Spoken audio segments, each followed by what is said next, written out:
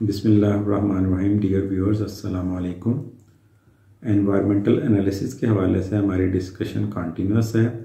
आज जो टॉपिक हम डिस्कस करने जा रहे हैं that is selection of method. My name is doctor Tahir Maqbool. So basically हम मुख्तलिफ स्टेजेस डिस्कस कर रहे थे, जिसके अंदर हमने सैम्पलिंग को डिस्कस किया था, ट्रांसपोर्ट एंड स्टोरेज को डिस्कस किया था और उसके बाद हमने सैम्पल ट्रीटमेंट का जिक्र किया था। अब हम बेसिकली एनालिसिस की बात करने जा रहे हैं और एनालिसिस के अंदर जो सबसे इम्पॉर्टेंट चीज़ है वो मेथड ऑफ एनालिसिस है। तो बेसिकली इस वीडियो के अंदर हम मेथड ऑफ एनालिसिस को डिस्कस करेंगे। सम टाइम मेथड की बेस पे ही आप सैम्पल ट्रीटमेंट का इंतखाब करते हैं, तो आप ट्रांसपोर्ट एंड स्टोरेज के बाद भी मेथड को सिलेक्ट करते हैं और उसकी बेस पे आप सैम्पल ट्रीटमेंट करते हैं। सम टाइम आपने ट्रांसपोर्ट और स्टोरेज के बाद जब आपको सैम्पल ट्रीटमेंट की ज़रूरत नहीं होती है तो डायरेक्ट आप एनालिसिस के ऊपर चले जाते हैं। सो दोनों सूरतों में आज चाहे आप वाया सैम्पल ट्रीटमेंट आएँ या चाहे डायरेक्टली एनालिसिस के ऊपर आएँ, दोनों सूरतों में आपको क्या करना पड़ेगा, एक सूटेबल मेथड को सिलेक्ट करना पड़ेगा। तो वो अब कैसे कर सकते हैं, जब आपको मुख्तलिफ मेथड्स के बारे में पता हो। तो उन्हीं मेथड्स के बारे में इस वीडियो के अंदर हम डिस्कस करने जा रहे हैं। सो अब मेथड की सिलेक्शन का क्राइटेरिया क्या है, कौन सी चीज़ें हैं जो उनको डिसाइड करते हैं। तो उसके अंदर सबसे पहली चीज़ जो इम्पॉर्टेंट है that is expected concentration of analyte in the sample. आप मेथड को सिलेक्ट करते हैं बाय गैसिंग कि जो एनालाइट आप डिटरमिन करने जा रहे हैं उस सैंपल के अंदर उसकी कंसंट्रेशन राउंड अबाउट कितनी होगी। ये आपको ये चीज़ जो तय करती है कि सैंपल कौन सा है। सॉलिड सैंपल है, उसके अंदर कंसंट्रेशन बहुत ज़्यादा हाई होती है। वाटर सैंपल के अंदर कंसंट्रेशन उससे कम होती है। इसी तरह एयर के अंदर चले जाएं तो उसकी कंसंट्रेशन मज़ीद कम होती जाती है। फिर ये चीज़ भी तय करती है कि कौन सी प्लेस से आप सैंपल लेके आए हैं। आप इंडस्ट्री से लेके आए हैं, उसका एफ्लुएंट वेस्ट लेके आए हैं, तो एफ्लुएंट वेस्ट के अंदर वो प्रोसेस क्या हो रहा है, वो कितनी अमाउंट के अंदर जो रॉ वाटर है यूज़ कर रहे हैं, तो उसके साथ जो रीजेंट्स यूज़ कर रहे हैं उनके अंदर कौन कौन सा एनालाइट किस कंसंट्रेशन के अंदर मौजूद है। तो ये सारी चीज़ें मिलके तय करती हैं और आपको अंदाज़ा हो जाता है कि आपकी जो एक्सपेक्टेड कंसंट्रेशन है एनालाइट की वो क्या है, और जो मेथड आप सिलेक्ट करने जा रहे हैं क्या ये उसकी जो रेंज है उसके अंदर आता है या नहीं आता। तो ये जो एक्सपेक्टेड कंसंट्रेशन है ये तय करती है कि आपने कौन सा मेथड यूज़ करना है, चूज़ करना है। सेकंड जो थिंग है वो है नंबर ऑफ सैंपल्स, कि आपने सैंपल जो लेके आए हैं उसकी तादाद क्या है। समटाइम आपके पास बहुत ज़्यादा सैंपल्स होते हैं जिनको आप क्लासिकल मेथड या आप कह लेंगे जिसके अंदर आप खुद उसको एनालाइज कर रहे होते हैं डायरेक्टली सैंपल बाय सैंपल, आप उस प्रोसीजर्स को अडॉप्ट नहीं कर सकते। तो वहाँ पे आपको इंस्ट्रूमेंट्स का सहारा लेना पड़ता है। फॉर एग्ज़ाम्पल आप कोई ऐसा एनालाइट डिटरमिन कर रहे हैं जो कि स्पेक्ट्रोस्कोपी से भी एनालाइज किया जा सकता है और वॉल्यूमेट्रिक एनालिसिस से भी एनालाइज किया जा सकता है। अब अगर तो 2-4 सैंपल हो तो आप आसानी से उसको वॉल्यूमेट्रिक एनालिसिस के ज़रिए कर सकते हैं, लेकिन अगर आपके पास टाइम शॉर्ट है और एनालिसिस का रिजल्ट आपने देना है, नंबर ऑफ सैंपल बहुत ज़्यादा हैं, तो उस सूरत में फिर आप पोर्टेबल किट्स या लेबॉर्ट्रीज इस्तेमाल करेंगे या फिर आप उसको स्पेक्ट्रोस्कोपिक मेथड ऑफ एनालिसिस के ज़रिए मतलब ऑटो सैम्पलर के ऊपर लगा देंगे। फॉर एग्जांपल आपका ऑटो सैम्पलर 60 सैंपल को एट अ टाइम जो है वो उसके ऊपर आप इंस्टॉल कर सकते हैं। तो सिंपल है, आप सैंपल को ट्रीटमेंट करेंगे, सोल्यूशन बनाएंगे और ऑटो सैम्पलर के ऊपर लगा के जनाब जो कमांड है गो की वो दे देंगे। अब इंस्ट्रूमेंट खुद जाने और बारी बारी वो हर सैंपल को लेता जाएगा, एनालाइज करता जाएगा, जो उसका रिज़ल्ट है उसको कंप्यूटर सॉफ्टवेयर के अंदर सेव करता जाएगा। आप अगले दिन आएंगे या जितने घंटे उसको लगें, 2 दिन लगें, 3 दिन लगें, उतने टाइम के बाद आएंगे और अपने एनालिसिस को क्या कर लेंगे, कलेक्ट कर लेंगे। तो नंबर ऑफ़ सैंपल जो हैं वो भी डिटरमिन करते हैं कि आपने कौन सा मेथड इस्तेमाल करना है। तीसरा जो criteria time that can be devoted to the analysis. अब ये तकरीबन नंबर ऑफ सैंपल्स के साथ ही इसकी लॉजिक मिलती जुलती है कि आपके पास टाइम कितना है जो डिवोट किया जा सकता है। फॉर एग्जांपल आपने COD डिटरमिन करनी है वाटर सैंपल के अंदर, तो अब आपके पास 2 तरीके हैं। फॉर एग्जांपल मैं बता रहा हूँ, तो आप उसको रिफ्लेक्स मेथड के ज़रिए भी कर सकते हैं और आप उसको जो पोर्टेबल किट्स हैं उसके ज़रिए भी कर सकते हैं। तो अब आपके पास अगर तो टाइम है, अब रिफ्लेक्स मेथड में फॉर एग्जांपल 4 से 5 घंटे लगते हैं COD डिटरमिन करने के लिए, जबकि पोर्टेबल किट्स के अंदर आप इसको विद इन 10 to 15 मिनट्स भी कर सकते हैं। तो फिर अगर आपके पास टाइम नहीं है तो आप क्या करेंगे, पोर्टेबल किट की तरफ चले जाएंगे, और अगर आपके पास टाइम है तो आप क्या करेंगे, अपना जो रिफ्लेक्स मेथड है COD की डिटर्मिनेशन के लिए वहाँ पे चले जाएंगे, क्योंकि वहाँ पे आपको रिफ्लेक्स भी करना पड़ेगा 2-2.5 घंटे, फिर उसकी टाइट्रेशन भी करनी पड़ेगी और फिर आपके पास रिजल्ट आएगा। तो टाइम जितना आप डिवोट कर सकते हैं उस एनालिसिस के लिए, वो भी तय करता है कि आपने कौन सा मेथड जो है वो चूज़ करना है। सो टाइम, आपको पता है टाइम बहुत कीमती चीज़ है, लेकिन उससे भी ज़्यादा कीमती है कॉस्ट ऑफ एनालिसिस। कि अगर आपके पास किट्स बहुत ज़्यादा महंगी हैं और आपकी जेब में पैसे नहीं है, लेबॉर्ट्री के अंदर फंड नहीं है, या जो आपको अगर आप कमर्शियली एनालिसिस कर रहे हैं और कस्टमर आपको जितने पैसे पे कर रहा है उसकी कॉस्ट, अगर आप मेथड इंस्ट्रूमेंटल लेके जाते हैं या किट्स के ऊपर लेके जाते हैं, उसकी कॉस्ट बहुत ज़्यादा है, तो आप बजाय प्रॉफिट के अंदर क्या चले जाएंगे, नुकसान के अंदर चले जाएंगे। तो उस सूरत में फिर आप ऐसा मेथड चूज़ करेंगे जो कि चीप होगा, जिसके ज़रिए आप लॉस की बजाय किस में जाएं, प्रॉफिट में जाएं। तो कॉस्ट ऑफ एनालिसिस भी एक इम्पॉर्टेंट पैरामीटर है जो कि आपको गाइड करता है कि आपने कौन सा मेथड चूज़ करना है। अब हम मेथड्स की कुछ क्लासिफिकेशन देख लेते हैं। जनरली जो हम मेथड को 2 मेजर कैटेगरीज के अंदर डिवाइड करते हैं। एक क्लासिकल मेथड है जिसके अंदर टाइट्रीमेट्री या वॉल्यूमेट्रिक एनालिसिस आते हैं, ग्रेविमेट्री आती है, इसी तरह के और मेथड्स आ जाते हैं। ये क्लासिकली जो हम यानी कि प्रीवियसली यूज़ करते रहे हैं। सेकंड जो मेथड है दैट इज़ इंस्ट्रूमेंटल है।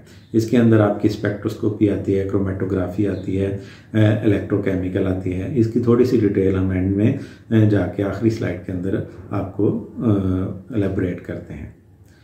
क्लासिफिकेशन फिलहाल देख लेते हैं। सो क्लासिफिकेशन का जो दूसरा क्राइटेरिया है वो है on the basis of response है, कि मेथड का रिस्पॉन्स कैसा है, इसकी बेस पे भी आप मेथड्स को क्लासीफाई कर सकते हैं। कुछ मेथड्स होते हैं जिनको हम स्पेसिफिक मेथड ऑफ एनालिसिस कहते हैं।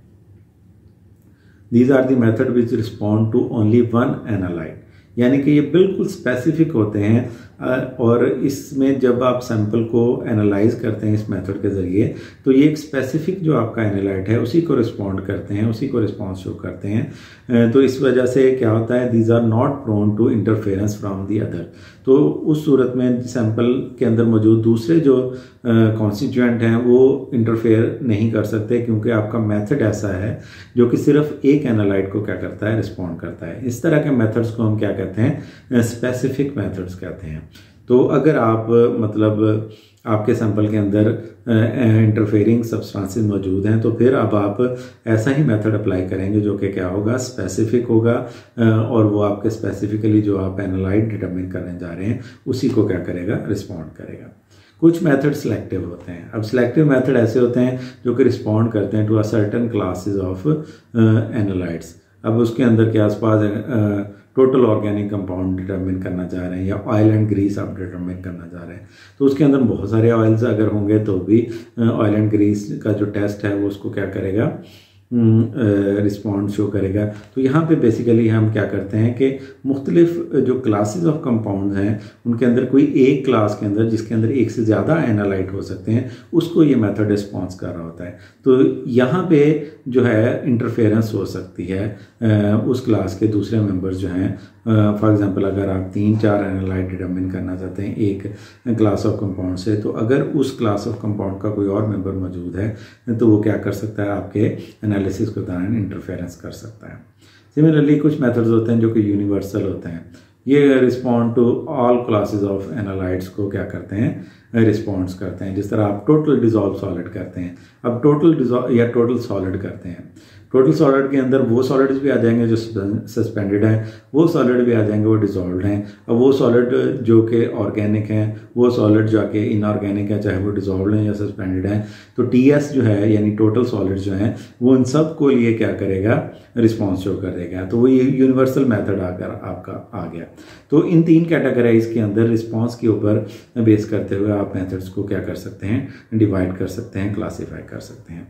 तो ये जो नॉलेज है ये आपको बहुत ज़्यादा हेल्पफुल होगा जब आप किसी एनालाइट के लिए या किसी एनालिसिस के लिए आप क्या करेंगे, मेथड को चूज़ करने जाएंगे।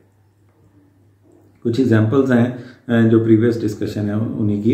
एक हमने क्लासिकल मेथड में टाइट्रीमेट्री पढ़ी थी, ये आप इसके बारे में जानते हैं इसलिए हम इसको एज एन एग्जांपल आपको बता रहे हैं। इसको वॉल्यूमेट्रिक एनालिसिस भी कहा जाता है। इसकी डेफिनेशन में आगे आपको बताता हूँ। वॉल्यूमेट्रिक एनालिसिस में हम क्या करते हैं कि एक नॉन कंसंट्रेशन का जो स्टैंडर्ड सोल्यूशन है वो यूज़ करते हैं और उसके वॉल्यूम के लिए जो आपका अननोन सैंपल है जितना यूज़ हो रहा है उसका वॉल्यूम कैलकुलेट करते हैं। क्योंकि आपने वॉल्यूमेट्रिक एनालिसिस किए होंगे तो जब आप एनालिसिस कर रहे होते हैं तो उस वक्त आपके पास एक नोन वॉल्यूम होता है और उसके अगेंस्ट एक और वॉल्यूम आप क्या करते हैं, फाइंड आउट करते हैं और फिर सिंपल मैथमेटिकल कैलकुलेशन करके मुख्तलिफ फार्मूलाज अप्लाई करके आप कंसंट्रेशन मालूम कर लेते हैं अननोन एनालाइट की आपके सैंपल सोल्यूशन के अंदर। सो ये मेथड बड़ा सिंपल है, इनएक्सपेंसिव है, रैपिड है, फौरी तौर पे आप टाइट्रेशन करेंगे आपको रिजल्ट मिल जाएगा। एक्यूरेट है, अगर आप सही तरीके से आपका जो अपरेटस है वो सही तरह कैलिब्रेटेड है, आपके रीजन्स जो हैं वो बिल्कुल प्योर है, एनालिटिकल ग्रेड के हैं, तो आप बड़े रैपिडली एक्यूरेट रिजल्ट ले सकते हैं सिंपल मेथड और इनएक्सपेंसिव मेथड को अप्लाई कर सकते हैं। So it require the most rudimentary of laboratory glassware, यानी कि बड़ा बेसिक सा जो ग्लासवेयर है लेबॉरेटरी का उसको रिक्वायर करता है जिसके अंदर ब्यूरेट है, पिपेट है और वॉल्यूमेट्रिक ग्लास है। ये तकरीबन तमाम लेबॉरेटरीज के अंदर अवेलेबल होता है, इसलिए जनरली ये मेथड बहुत ज़्यादा इस्तेमाल किया जाता है। टाइट्रोमेट्री के अंदर एक और चीज़ है, it is useful for determining analyte concentration at a level greater than 1 milligram पर लीटर। अब इसको इसकी लिमिटेशन कह सकते हैं कि ऐसे एनालाइट जो कि 1 मिलीग्राम पर लीटर से कम होंगे उनके लिए ये टाइट्रोमेट्री का एनालिसिस या मेथड जो है वो ज़्यादा सूटेबल नहीं होगा। So it is limited of use for trace component analysis. So ऐसे एनालाइट जो कि ट्रेस अमाउंट के अंदर मौजूद हैं उनको अगर आप टाइट्रोमेट्री के लिए डिटरमिन करना चाहें तो वो वहाँ पे गड़बड़ हो जाएगी और वो उसके लिए सूटेबल ये मेथड नहीं होगा। ग्रेविमेट्री, इसका भी आपने सुना होगा। अब ग्रेविमेट्री में बेसिकली आप क्या करते हैं, अपने एनालाइट को प्रेसिपिटेट आउट कर लेते हैं। अगर आप ऐसा रीजेंट यूज़ करते हैं जो कि उस स्पेसिफिक एनालाइट के साथ रिएक्ट कर जाता है और प्रेसिपिटेट आउट हो जाता है, उस प्रेसिपिटेट को आप फिल्टर कर लेते हैं। फिल्टर करने के बाद आप इग्नाइट करते हैं और उसको वे आउट कर लेते हैं और फिर रिवर्स कैलकुलेशन के ज़रिए हम उस स्पेसिफिक एनालाइट की जो अमाउंट है वो मालूम कर लेते हैं। ये भी बड़ा इनएक्सपेंसिव है, एक्यूरेट है अगर आप इसको सही तरीक़ा से प्रोसीजर को फॉलो करें। Requires minimum of laboratory equipments इसके लिए चाहिए। इक्विपमेंट्स में देखें तो जस्ट एक आपके पास बैलेंस चाहिए और बाकी सिंपल आपके चाइना क्रूसिबल चाहिए होगी, फ्लेम चाहिए होगा, फिल्ट्रेशन ऑपरेटर्स चाहिए होगा। Can be carried out in all laboratories, आप अपने प्रैक्टिकल्स के अंदर भी इसको परफॉर्म करते हैं। बट टीडीएस है, थका देने वाला है, स्लो है, यानी कि इसको काफ़ी टाइम लगता है। पहले उसको आपने प्रेसिपिटेट आउट करना है, फिल्टर करना है, उसके बाद आपने उसको इग्नाइट करना है ताकि फिल्टर पेपर को आप उड़ा सकें। फिर आपने उसको ड्राई करना है, वे करना है और जो ऑपरेटर्स है उसको भी पहले ड्राई करना है फिर वे करना है। तो ये थोड़ा सा थका देने वाला और comparative to titration slow procedure है। इसके अंदर 3 कॉलम है, एक में मेथड्स बताया गया है, अगले में उसका प्रिंसिपल है और आखिरी कॉलम के अंदर सब क्लासेस बताई गई। टाइट्रोमेट्री का प्रिंसिपल है addition of a standard solution. अब स्टैंडर्ड सॉल्यूशन कौन सा होगा, जो नॉन कंसंट्रेशन होगा, to a sample until reaction is complete. अब रिएक्शन की कंप्लीशन आपको कैसे शो करेगी, by colour change in added indicator, जो इंडिकेटर आप यूज़ करेंगे। अब FSC BSc के अंदर आप लोगों ने टाइट्रेशंस की होंगी, न्यूट्रलाइजेशन है, प्रेसिपिटेशन है, कॉम्प्लेक्सेशन है, रिडक्शन या ऑक्सीडेशन है। बेसिक टाइट्रेशन जो स्टार्ट करते हैं वो एसिड बेस्ड टाइट्रेशन है जो न्यूट्रलाइजेशन की एग्जांपल है। सिमिलरली प्रेसिपिटेशन है, इसके अंदर हम क्या करते हैं एक ऐसा रिएजेंट यूज़ करते हैं जो आपके एनालाइट को प्रेसिपिटेट आउट करता है। सिमिलरली कॉम्प्लेक्सेशन के अंदर भी हम क्या करते हैं, कॉम्प्लेक्स फॉर्मेशन करते हैं। आपने EDTA टाइट्रेशन का नाम सुना होगा, हार्डनेस ऑफ वाटर, कैल्शियम और मैग्नीशियम डिटर्मिनेशन की होगी। सिमिलरली ऑक्सीडेशन रिडक्शन टाइट्रेशन हम करते हैं, जिसको रिडॉक्स टाइट्रेशन भी कहते हैं, जिसके अंदर हम KMnO4 यूज़ करते हैं, पोटाशियम डाइक्रोमेट यूज़ करते हैं, आयोडीन यूज़ करते हैं। तो आयोडोमेट्रिक जो टाइट्रेशन है वो भी बेसिकली रिडॉक्स टाइट्रेशन के अंदर आती हैं। तो टाइट्रोमेट्री को फर्दर सब क्लासेस के अंदर भी हम डिवाइड कर सकते हैं। इसी तरह ग्रेविमेट्री है precipitation of analyte out of solution and weighing the product. बड़ा सिंपल सा प्रोसीजर है। स्पेक्ट्रोस्कोपिक में देखें तो interaction of electromagnetic radiation with sample है। इसके अंदर हम क्या करते हैं, जो सैंपल का सोल्यूशन है उसको किसी ना किसी टाइप की स्पेक्ट्रोस्कोपी के अंदर ले जाते हैं। स्पेक्ट्रोस्कोपी आपको पता है depending upon the type of electromagnetic radiation मुख्तलिफ क्लासेस के अंदर डिवाइड की जाती है। फॉर एग्जाम्पल UV विजिबल है, इंफ्रारेड है, एटॉमिक एब्जॉर्प्शन है, एटॉमिक एमिशन है। तो मुख्तलिफ तरह की आप स्पेक्ट्रोस्कोपी आप इस्तेमाल कर सकते हैं। क्रोमेटोग्राफी है separation of component in mixture as they move down a column. तो क्रोमेटोग्राफी के अंदर हम क्या करते हैं, बेसिकली एक स्टेशनरी फेज लेते हैं और अपना जो सैंपल है उसको उसके ऊपर लोड करके फिर सॉल्वेंट फेज को उसके ऊपर मूव करवाते हैं। तो आपके जो मुख्तलिफ एनालाइट्स हैं, कॉन्स्टिट्यूएंट है, वो सेपरेट हो जाते हैं। नॉर्मली जो क्रोमेटोग्राफिक कॉलम है उसको हम कनेक्ट कर देते हैं विद डिटेक्टर के साथ, जो कि डिटेक्ट करता है कौन सा कॉन्स्टिट्यूएंट या कौन सा एनालाइट जो है वो उस सैंपल के अंदर मौजूद है। तो बेसिकली हम यहाँ पे कॉम्बिनेशन यूज़ करते हैं क्रोमेटोग्राफी का, और आगे डिटेक्टर लगाया होता है जो ज़्यादातर स्पेक्ट्रोस्कोपिक बेस होता है। फॉर एग्जांपल GC मास आपने देखा होगा, जिसके अंदर हम मास स्पेक्ट्रोमेट्री को गैस क्रोमेटोग्राफी के साथ जोड़ते हैं। इस तरह और बहुत सारे UV विजिबल डिटेक्टर भी लगाए जाते हैं। सो गैस क्रोमेटोग्राफी इसकी सब क्लास है, आयन क्रोमेटोग्राफी है और बहुत सारी क्रोमेटोग्राफिक्स है। इसी तरह इलेक्ट्रोकेमिकल एनालिसिस आप लोगों ने इलेक्ट्रोफोरेसिस के नाम से पढ़े होंगे। मेजरमेंट ऑफ इलेक्ट्रिकल प्रॉपर्टीज़ है, इसके अंदर आयन सेलेक्टिव इलेक्ट्रोड यूज़ करते हैं, वोल्टामीटर यूज़ करते हैं। तो ज़्यादातर इस केस के अंदर इंस्ट्रूमेंट्स यूज़ किए जाते हैं। सो इनको आप लोगों ने एनालिटिकल केमिस्ट्री के अंदर पढ़ा होगा, तो ज़्यादा डिटेल में नहीं जाऊँगा और इस लेक्चर को यहीं पे हम क्या करेंगे, सम अप करेंगे। तो बहुत सारे वैरायटी ऑफ प्रोसीजर्स या मेथड्स आपके पास अवेलेबल हैं in order to carry out environmental analysis. तो अब हमने मुख्तलिफ स्टेजेस को अच्छी तरह डिस्कस कर लिया। तो हम स्पेसिफिकली अब मुख्तलिफ जो टाइप ऑफ सैंपल बेस यानी वाटर, एयर या फिर सॉलिड, उसके ऊपर बेस करते हुए हम आगे फ्यूचर के अंदर मुख्तलिफ स्पेसिफिक जो एनालिसिस है उनको डिस्कस करेंगे। आज तक के लिए इतना है। Thank you for watching this video. अल्लाह हाफिज़, फ़ी अमान अल्लाह।